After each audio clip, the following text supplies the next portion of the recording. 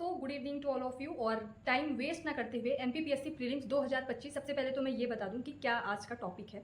Lucent के कौन कौन से टॉपिक बिना पढ़े हुए नहीं जाना है, या फिर कौन कौन से ऐसे सब्जेक्ट्स हैं जो छोड़ के जाना है एमपीपीएससी प्रीलिम्स के लिए, और जो पढ़े बिना नहीं जाना है वो मैं बताऊंगी। लेकिन उससे पहले दो तीन चीज़ें मैं बता दूं कि जितने भी लोग अभी भी एमपीपीएससी के लिए इनएक्टिव हैं या फिर प्रीलिम्स के लिए इनएक्टिव हैं कि कब होगा एग्जाम कब नहीं होगा, मैं आयोग की कोई ऐसे सगी संबंधी नहीं हूँ कि एग्जैक्ट मैं मंथ या फिर एग्जैक्ट टाइम बता दूँ, बट मेरा भी एक सभी का अपना अपना सोचने का नज़रिया हो सकता है। मे भी मैं गलत हूँ या फिर सही हूँ, मुझे नहीं पता, पर मुझे लगता है कि आपको थोड़ा सा बता दूँ कि देखो 22 की इंटरव्यू डेट आ गई है प्रैक्टिकली, और लॉजिक पे बात करते हैं। 22 की इंटरव्यू डेट आ गई है, 23 का रिजल्ट ऐसा बोला जा रहा है 1.5 हफ्ते में आ जाएगा, 1 से 1.5 हफ्ते में सॉरी। और उसके साथ ही 2024 का मेंस होने वाला है। आपको इशारा काफ़ी है कि 25 का नोटिफिकेशन कब आ सकता है, आई थिंक दिसंबर में या फिर नवंबर में आ सकता है। एग्ज़ाम डेट तभी पता चल जाएगी, अगर दिसंबर में आता है तो जनवरी फरवरी या फिर मैक्सिमम गया तो मार्च। अब आप खुद सोचो कितना कंपटीशन होने वाला है। जब सिर्फ 110 सीट के लिए लाखों लोगों ने फॉर्म भरा था, लगभग 1,90,000 ने फॉर्म भरा था, तो जहाँ 350, 400 या 500 तक भी सुनने में आ रहा है। अब ये तो सुनने में आ रहा है, लेकिन कितनी आएगी फिर भी इतना तो कंफर्म है कि 300 प्लस सीट आने वाली है। जब 300 प्लस सीट आएंगी तब कितना कंपटीशन होगा। तो अभी से बहुत सारे लोग प्रिपरेशन कर रहे हैं। तो आपको अगर एमपीपीएससी में कूदना ही है, आग में अगर आपने पैर रखना ही है, तो अभी से धीरे धीरे करके चलो, नहीं तो बाद में पैनिक क्रिएशन होगा और आप प्रिपरेशन प्रीलिम्स का भी अच्छे से नहीं कर पाओगे। अब आते हैं लूसेंट की आखिर कैसे कौन कौन से टॉपिक्स पढ़ के जाने हैं और कौन से तो कंपलसरी है पढ़ के जाना है। इसको बिना छुए हमको, मतलब ऐसा नहीं कि इसको छोड़ के हमको नहीं जाना है, ठीक है। सो स्टार्ट करते, लेट्स स्टार्ट। मैं लूसेंट मेरे पास है और मैंने इसका इंडेक्स वाला पोर्शन खोल के रखा है। आप लोगों को भी इंडेक्स वाला पोर्शन खोल के रखो, क्योंकि मैं प्रायोरिटी वाइज कि आपको सबसे पहले ये कंप्लीट करना है। एनी हाउ प्रायोरिटी वाइज मैं आपको सब्जेक्ट्स बताती जाऊंगी, ठीक है। क्या नहीं पढ़ना वो तो ऑब्वियस सी बात है, बता दूंगी, ठीक है। सबसे पहले अगर आपको लूसेंट पढ़ना है फॉर एमपीपीएससी प्रीलिम्स, तो जो मैं बोल रही हूँ वो ऐसे ही मत समझना, आप जाके वीवाईक्यूज उठा के देखना, इवन 2024 का उठा के देखो तो समझ आ जाएगा, ठीक है। और ये वाली वीडियो जरूर देखना कि लूसेंट से कितने क्वेश्चन आए हैं 2024 में। 30 से 32 क्वेश्चन आए हैं, पूरा मैंने विथ प्रूफ दिया है, वो वाली वीडियो जरूर जाके देखना। सबसे पहला आपका प्रायोरिटी होना चाहिए फॉर एमपीपीएससी प्रीलिम्स भारत का भूगोल या फिर इंडियन ज्योग्राफी। एक एक टॉपिक आपके पढ़े हुए होने चाहिए, इसमें कुछ भी छोड़ने जैसा नहीं है। जैसे कुछ टॉपिक्स हैं जो कि भारत का परिवहन और भारत के उद्योग, ये सब भारत का परिवहन, स्पेशली अगर मैं बात करूं ट्रांसपोर्ट ऑफ इंडिया, ये लूसेंट सॉरी हमारे ज्योग्राफी में नहीं है, मतलब कि एमपीपीएससी के ज्योग्राफी में या फिर यूनिट 4 में, सॉरी यूनिट 3 में नहीं है सिलेबस में। लेकिन ये जो भारत का परिवहन है इकोनॉमिक्स में है, इसलिए लूसेंट की आपको भारत का परिवहन भी पढ़ना है। कुल मिला के भारत के भूगोल को अगर आपने लूसेंट से अच्छे से पढ़ लिया, कम से कम 4 से 5 बारी पढ़ लिया, अच्छे से फैक्ट्स पढ़ लिए, पीवाईक्यूज उठा के देख लो, आपके 8 से 9 क्वेश्चन कहीं नहीं गए। कितने पेजेस हैं? लगभग आपके 29 से 30 पेजेस हैं लूसेंट की इंडियन ज्योग्राफी। 29 से 30 पेज, अरे मैं बोल रही हूँ 40 पेज भी हूँ। 40 पेज पढ़ के अगर 10 में से आप 8 भी ला रहे हो क्वेश्चन, तो गलत भी हो रहा है, तो इसमें क्या ही बुराई है। मैं ये बोलती हूँ, मैं हमेशा बोलती हूँ कि कम पढ़ के अगर आप ज़्यादा ला रहे हो तो बहुत अच्छी बात है। तो आप यहाँ पे 40 पेज, जहाँ आप कोई अलग से महेश बंडवाल की मोटी सी बुक पढ़ के भी अगर आप 10 में से 9 लाए, और आप सिर्फ लूसेंट के 40 पेजेस पढ़ के 10 में से 8 या 9 ला रहे हो, तो क्या ही बुराई है।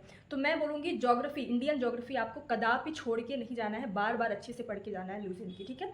ये फर्स्ट आपकी प्रायोरिटी होगी लूसेंट में, ठीक है। उसके बाद सेकेंड प्रायोरिटी है, अगर आपने अपडेटेड ली है, जैसे मेरे पास है 2023 की है, ठीक है, 16th एडिशन है, तो आपको अपडेटेड ही लेनी है। तो सेकेंड प्रायोरिटी हो जाएगी पर्यावरण एवं पारिस्थितिकी, ठीक है। इसमें से जितने भी इस बार एनवायरनमेंट से क्वेश्चन आए हैं यूनिट 7 के थ्रू, सीधा सीधा यहाँ से आपको मिल जाएगा। उसमें से भी जैसे प्रदूषण, ठीक है, पॉल्यूशन हो गया, जैव विविधता हो गया, पारिस्थितिकी एवं पारिस्थितिकी तंत्र हो गया, ठीक है, और विविध हो गया इसका। तो पूरा कुल मिला के पर्यावरण आपको सिलेबस से मैच करते जाना है और पढ़ते जाना है। तो दूसरी प्रायोरिटी हो जाएगी पर्यावरण आपका। पहला मैंने ज्योग्राफी बताया, दूसरा एनवायरनमेंट बता दिया।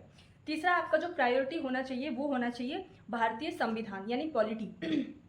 अब आप पीवाईक्यूज उठा के देखो या फिर आप सीधा सीधा 2024 को उठा के देखो, आप कम से कम 28 से 30 या 35 पेजेस पॉलिटी पढ़ लोगे, मतलब इंडियन पॉलिटी आप पढ़ लोगे लूसेंट से, तो 10 में से 7 क्वेश्चन कहीं नहीं गए। 2 से 3 इस बार थोड़े से टफ आए थे, 2 से 3 क्वेश्चन आपको आउट ऑफ लूसेंट की पॉलिटी मिल सकती है, बाकी आपको यहीं से मिल सकता है, ठीक है। तो मैं बोलती हूँ सबसे पहले बेसिक क्वेश्चन या 70% जो आसान आते हैं या फिर एवरेज आते हैं, जो हर एक एवरेज पढ़ने वाला स्टूडेंट सही करता है, वो आप सही करने की आदत डालो। बाकी के 30 क्वेश्चन में हम लड़ लेंगे, हम कुछ लॉजिक्स लगा लेंगे, बार बार मैं हमेशा बोलती हूँ बेसिक बुक्स को बार बार पढ़ोगे ना, तो अपने आप ऑटोमेटिकली एक आपका आदत बन जाती है या फिर बोलते हैं ना अभ्यास बन जाता है कि आपको टफ क्वेश्चन से भी कैसे डील करना है। तो सबसे पहले अगर बेसिक्स पे पकड़ बनानी तो लूसेंट को आपको बहुत अच्छे से स्ट्रॉन्ग करना पड़ेगा, क्योंकि यहाँ पे एनसीईआरटी के बेसिस पे ही आपको बहुत ही अच्छे अच्छे फैक्ट्स दिए हुए हैं। तो पहली मैंने बताई ज्योग्राफी, दूसरा एनवायरनमेंट, तीसरा मैंने बताया पॉलिटी, आपको छोड़ के नहीं जाना है।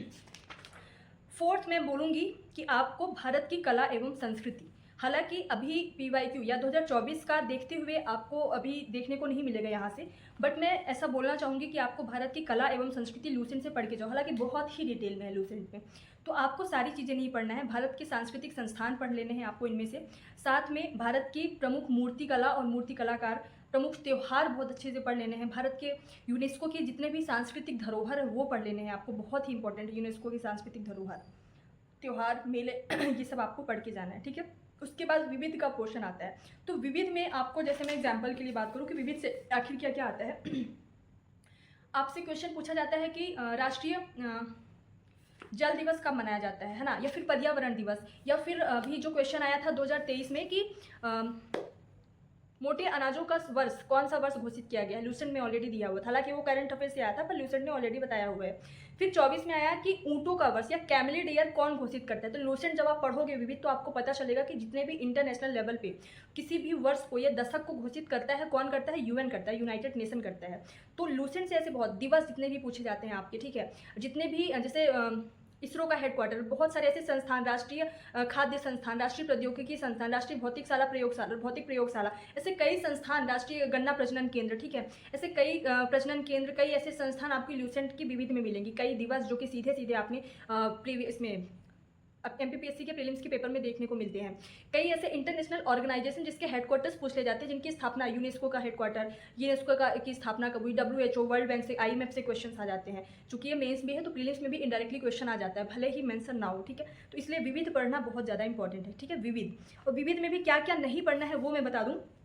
तो विविध में आपको इंटरनेशनल लेवल पे नहीं पढ़ना है, ऑर्गेनाइजेशंस को छोड़ के यूनेस्को और यूएन के जितने भी ऑर्गेनाइजेशन हैं उनके हेडक्वार्टर पढ़ लो, सबसे प्रायोरिटी, टॉप प्रायोरिटी होनी चाहिए हेडक्वार्टर्स पढ़ लो, उनकी स्थापना कब हुई पढ़ लो, और भारत अगर उनका देश है, सदस्य देश है, तो कब भारत ने सदस्यता प्राप्त की वो पढ़ लो, ठीक है। और इसके अलावा कुछ पढ़ने की जरूरत नहीं है। और बाकी इंटरनेशनल लेवल पे जैसे कि अलग अलग देशों के संसद, अलग अलग देशों के विमान सेवाओं के नाम, अलग अलग देशों के प्रतीक चिन्ह, तो ये सब आपको नहीं पढ़ना है, अलग अलग देशों की नदियाँ वगैरह, चूँकि वर्ल्ड ज्योग्राफी वगैरह नहीं है। तो कुल मिला के भारत से संबंधित, भारत की कला और भारत से संबंधित, इसमें ये भी बहुत बारी क्वेश्चन पूछा जा चुका है कि भारत रत्न के कब शुरुआत की गई है ना, अलग अलग जो पुरस्कार दिए जाते हैं वो भी आता है। तो पुरस्कार के बारे में भी विविध में बताया गया है। अलग अलग बुक्स जो भी है, पंचतंत्र की रचना किसने की है ना, तो बुक्स के बारे में भी विविध में है, कौन सी बुक किसने लिखी है ना प्राचीन काल से, तो वो भी आपको वहीं से विविध में मिल जाएगा। तो कुल मिला के निचोड़ है पूरा, तो विविध आपको पढ़ लेना है, बस इंटरनेशनल का आपको छोड़ के पढ़ना है, ठीक है।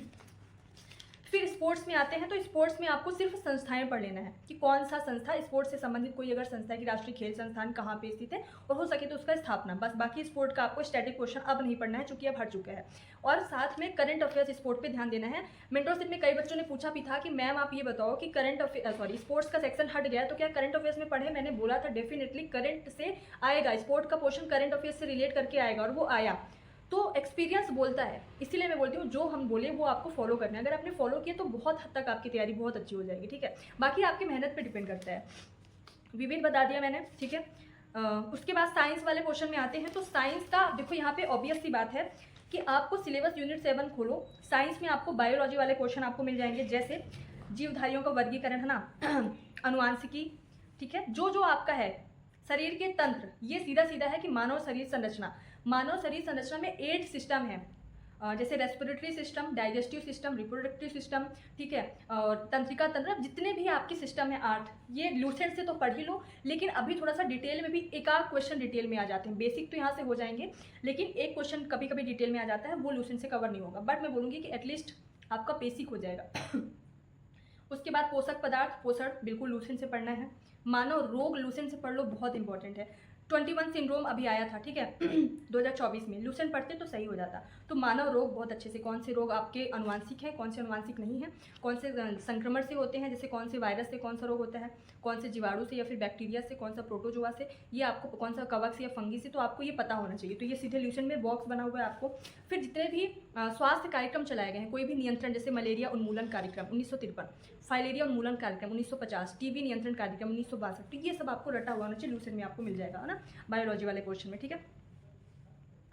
उसके साथ ही आपको है ना, तो ये आपको पढ़ना है बायोलॉजी वाला क्वेश्चन।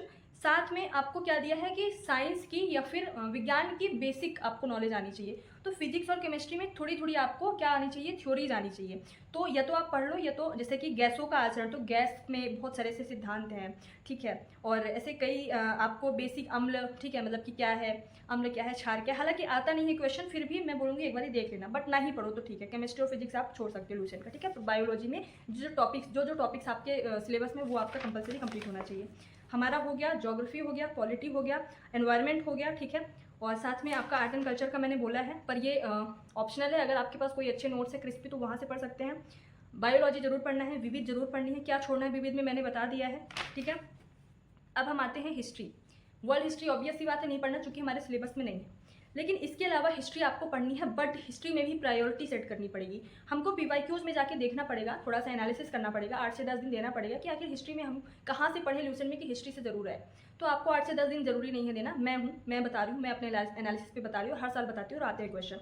हिस्ट्री का जो मॉडर्न हिस्ट्री वाला पोर्शन, स्पेशली जो बॉक्सेस बने हुए हैं मॉडर्न हिस्ट्री में, पूरी मॉडर्न हिस्ट्री आपकी रटी हुई होनी चाहिए। स्पेशली अगर मैं बात करूँ तो बॉक्स हिस्ट्री के रटे हुए होने चाहिए। तो जब भी आप लूसेंट की हिस्ट्री को पढ़ने जाओ, तो सबसे पहले आपकी मॉडर्न हिस्ट्री कंप्लीट होना चाहिए, ठीक है। मॉडर्न हिस्ट्री बहुत ही अच्छे से कंप्लीट होना चाहिए। उसके बाद आप मिडाइवल आओ, फिर एंशिएंट आओ, ठीक है, क्योंकि हिस्ट्री में थोड़ा सा डिटेल में क्वेश्चन पूछे जा रहे हैं, है ना।